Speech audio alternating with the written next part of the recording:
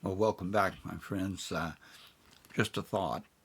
I was seeing here and understood from the scriptures, and I would like to present to you some thinking concerning this confrontations that Jesus always had with the religious.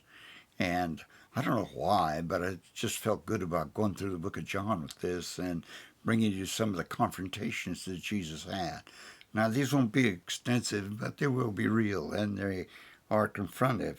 I would like you to see here that when light confronts religion, all right, that when it confronts it, the heart's always revealed. Check it out for yourself. In John 2, this is where we're going to start, that Jesus had these arguments with the religious, and he took some kind of authority right here that you may have not expect from Jesus, but if you understand the zeal of the Lord, you would. It says this in John 2:13 through 22. It says this, that the worship of corrupt, profitable people will get you and I in trouble. Religion has money in it. Lots of money in it. And look at these people right here in John 2. It says this, that uh, when Jesus went to the temple at the feast, there, it says that it was the Passover of the Jews. And when he got there, he found in the temple those who sold oxen, sheep, doves, and the money changers. And they were doing business, and that made Jesus mad. Does church business, does money make you mad too? Oh, yeah, I think a lot of people get awful upset over the money part of it because you know as well as I do, there is abuse and there's greed and there's serious need. Uh, yeah. And so these people found that these people, the Jewish people, had to go there to offer a gift, right? So they knew, hey, if they don't have the means to offer a gift, we'll just provide it for them. Then we'll sell it at a certain cost and make money, and hey, everybody will be happy.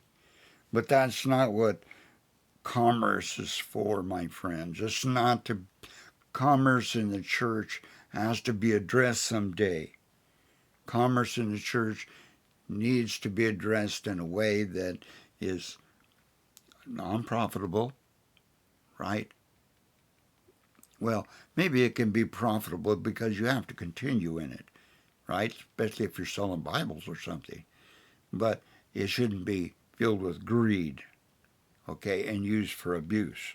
I'm thinking that the authority that you see here, Jesus took over commerce in the church, was pretty violent.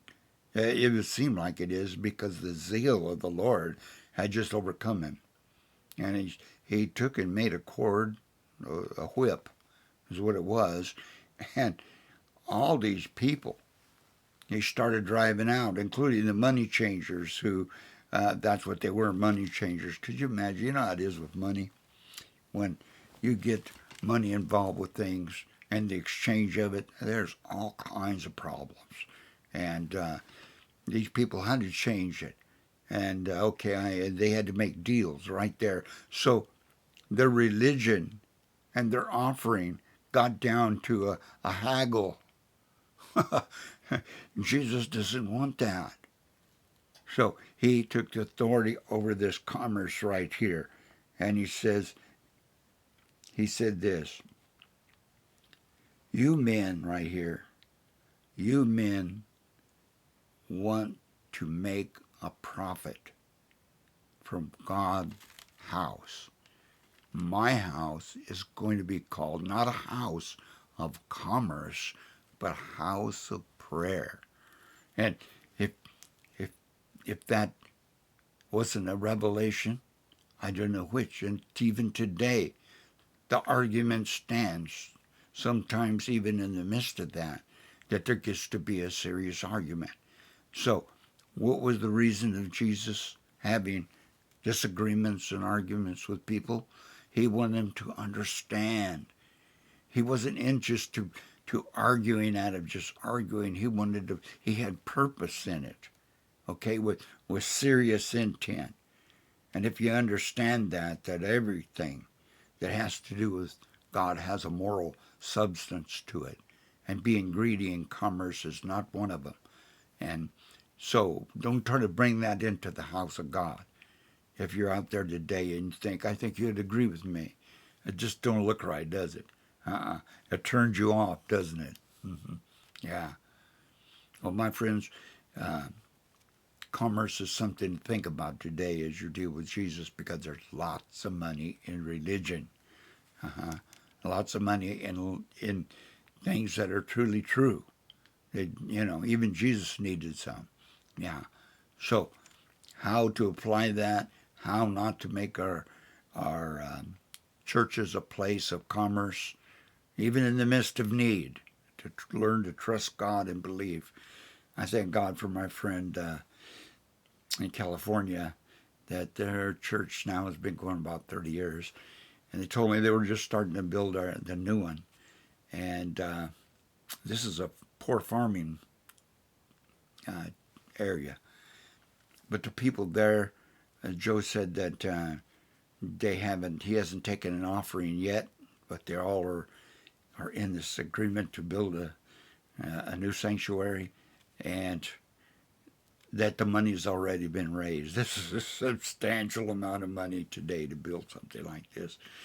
But by believing God, they'll have cash to pay for this thing. Oh, yeah. Cash and credit today? Think about it. Can you believe God by asking Him and simply receiving Him from Him? Or can we do like we do in the world, right? If you don't want to wait, you get the credit card out. Yeah. Hey, commerce is a big thing. But Jesus wants us first to be givers. Givers of our life, not our substance. And He don't want us to just exchange money for sacrifice. He wants us to change our sin through His sacrifice. So He confronted commerce, my friends, and straightened it out. There is a place for commerce, okay? Let's just get it out of the house of God today. I don't know why I say that. I do know why I say that, because Jesus got upset with this. And if you see it today, and you see it getting out of hand today, don't let the zeal of the Lord, well, I could say don't do like Jesus, but I'm saying, hey, friends, let's get it out. That's what I'm saying. I'm not trying to roughshod things over anybody. But I'm just saying that there's no place for it. So Jesus had this confrontation. And He had it with people in commerce. So that's one of the confrontations I want you to look at for yourself in John 2. Read it all if you want to understand the argument that Jesus had with these people. And then take that argument, apply it to yourself, and live forever in it, in freedom. And commerce won't be a thing anymore.